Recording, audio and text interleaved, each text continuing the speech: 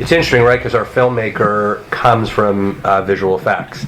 So sort of my expectation was that David was going to want to lean into that in some way in the movie. And yet, of all the issues, I think this one was the most unanimous.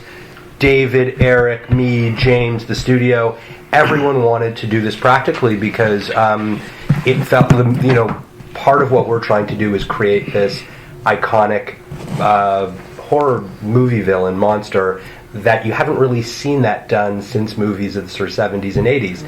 And the kind of feeling of going more practically, of making that feel more real, more grounded, more authentic.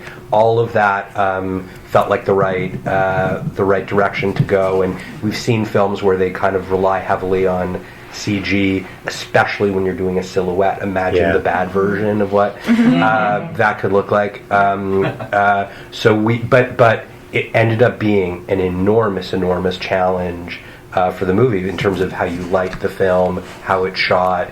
Every scene has to have the exact right choreography and exposure.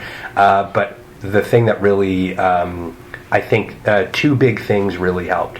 One was we chose to not go with a prosthetics house that does horror movies, like, let's say, the place that does The Walking Dead. We chose to go with Matthew Mungle, who won an Academy Award for Mrs. Doubtfire, company that does really human, real characters. And then the other was finding Alicia, this woman who's amazing. Just, right? Like contortionist, dancer, biggest stunt woman, and the things she could do and the way she could move.